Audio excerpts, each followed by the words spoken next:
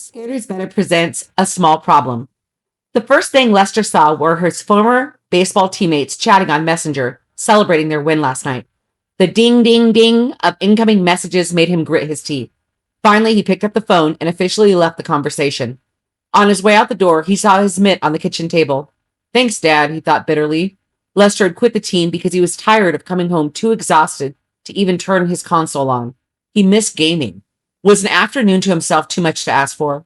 He dreaded going to the bus stop where his former teammates would be. And there they were in team shirts, laughing as he arrived at the dusty bus stop. Hey, quitter! Lester rolled his eyes and focused on his phone.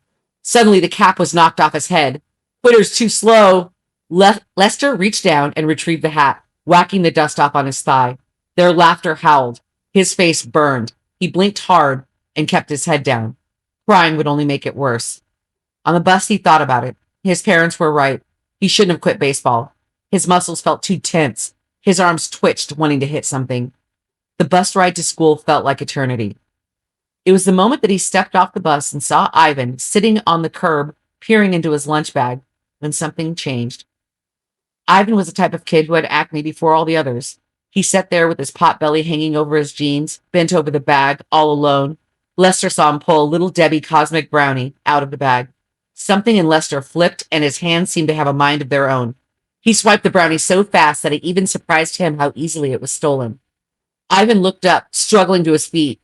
Come on, Lester, he huffed as he got up. Come on, don't be like that. Ivan's head was hanging low, and Lester knew the feeling that was pulsing through his quickly reddening face. Lester's heart had a tickle of guilt. He almost gave it back, thinking about it.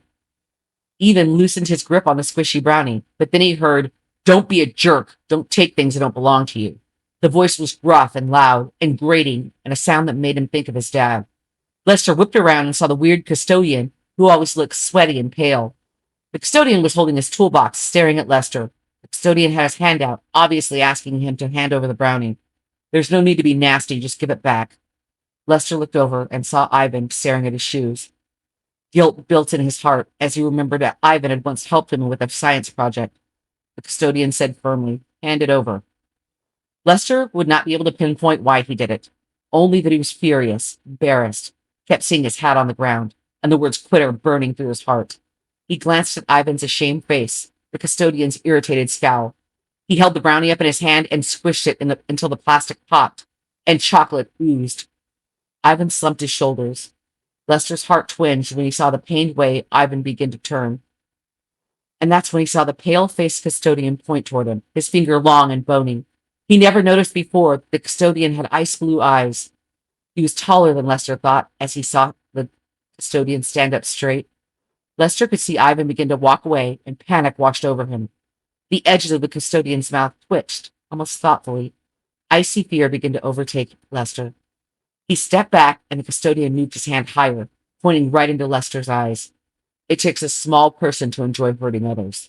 Lester felt crazy, but for a moment, the eyes of the custodian seemed like vertical slits. His skin wasn't just white, it was gleaming, waxy, sick-looking. Lester felt a powerful ache in his head, his eyes squinting in pain. And in a moment, it was over. His body ached all over by the time he sat in his chair. Even his backpack felt heavy. He was glad that Ivan wasn't in this class and had the fleeting thought that he never wanted to face him again. The teacher began to collect homework, and Lester hefted his backpack onto his lap to unzip it. He told himself this might be the flu, a sick, swishing feeling starting in his stomach and raised up into his throat. His hat felt heavy, so he took it off and stuffed it into his backpack. He thought briefly about calling his mom to pick him up. The tips of his fingers were numb. A panic attack? He raised his hand and said, I need to go to the bathroom. The teacher looked over her glasses, skeptical, and then nodded. He thought about taking his backpack, but his arms felt so heavy. So he reached in and grabbed his phone, a thick weight of it in his hand. Each step felt like he was walking through sand. The bathroom was on the other side of the building, and it felt like miles. He looked up after a moment and realized he had only moved 2 doors past his classroom. He pushed on, unwilling to stop, even though his legs were becoming more leaden. His phone felt so heavy he slipped it into his pocket. When he finally reached the bathroom, there was no handle, just a push door. It barely moved when he pushed it. He rammed it with his whole shoulder, making it open just enough for him to wiggle inside. He slid down the wall. The coolness of the tile felt wonderfully slick. His phone popped out of his pocket. It was at that moment the horror of why his phone was lying next to him fell on him. The pocket was now smaller than the phone. He reached out reflexively to retrieve it. He could see that his hand was smaller than the phone now, the size of a child's hand, a toddler's size. He looked down at his feet, which were shrinking rapidly. No! But his vocal cords were impossibly small and growing smaller every moment. He was yelling, but it didn't even echo. Lester didn't remember passing out. Moments later, he awoke, the cool, slick tile under him. 911, he thought. He went to his phone and tried to punch in the numbers. In 4, he realized the phone was now the size of a king-size bed. He jumped atop the phone and began trying to dial. He couldn't force the buttons to take. Siri, call! He screamed, but his voice was so high and lost in the tiled bathroom that even Siri wasn't listening. He jumped off his phone onto the tile again. Suddenly there was a very real fear that he could be stepped on. He felt vulnerable in a way he never imagined. He was now less than an inch tall. His phone, which had been in his backpack, had not been affected, but his clothes had shrunk with him, a cold reminder this was truly happening. He was about to get back on the phone, to try again, when he heard a shuffling noise to his left, a whisking sound that his primal brain registered faster than his logical brain could. He looked over and he could see the floor drain had 2 sticks poking out of it, twitching. His stomach dropped. Eyes peeked out over the drain. A roach the size of a car began to crawl out, its spiky legs tick-tick-ticking over the tile. Its face twisted to get a better look at Lester.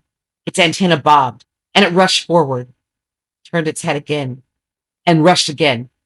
He abandoned the phone and started running towards the door, which was an impossible skyscraper. He could hear the scratch of the run of the roach behind him. It was a barely perceptible chittering, a soft wheeze of its breathing. Lester's legs were pumping, but he barely made any headway to the door. He heard the flutter of wings as the roach began to try to fly.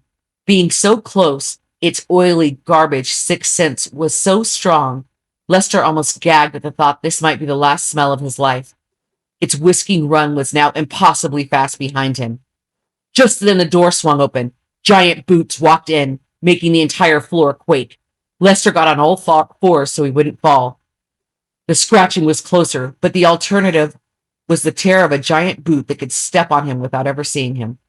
His heart began to beat hummingbird fast. Suddenly, an earthquake-sized impact shook his whole body. Squish invaded his ears, and he saw the roach splatter under the boot.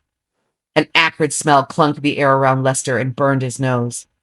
It could have been me, he screamed, but his voice was too small to hear. Looking up at the figure was like looking up at Everest, but he knew then. It was the custodian. His foot was mushing the roach into the tile, and suddenly the mountain-sized man squatted down. The rush of air knocked Lester flat. Glass slammed all around him. In a breath, he was sealed inside a vial, a rubber stopper pressed tight above him. The bottom was uneven and slick. He slid, scrambling for footing. The custodian lifted it to eye level.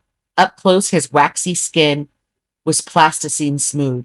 A flicker of a second, the blue iris of his eye narrowed into something vertical. He gave the vial a small shake, and he said under his breath, "You bullies always run to the bathroom. Why is that?" Lester struck the glass. The custodian checked the stopper. The vibration rattled Lester to his bones. The vial dropped into the tool bag, but it did not roll. It sat upright in a narrow slot already shaped to hold it. Around him, identical rows of vials stood, fitted compartments, each sealed, each labeled in neat block print. Lester's breath caught in his chest as he looked at the faces, the bodies, the sheen of cold glass. His mouth opened. Nothing reached the air outside. The other vials' occupants stared at him, unmoving, regret lined deeply in their faces. They knew what Lester was only beginning to process. Somewhere outside, second period bell rang.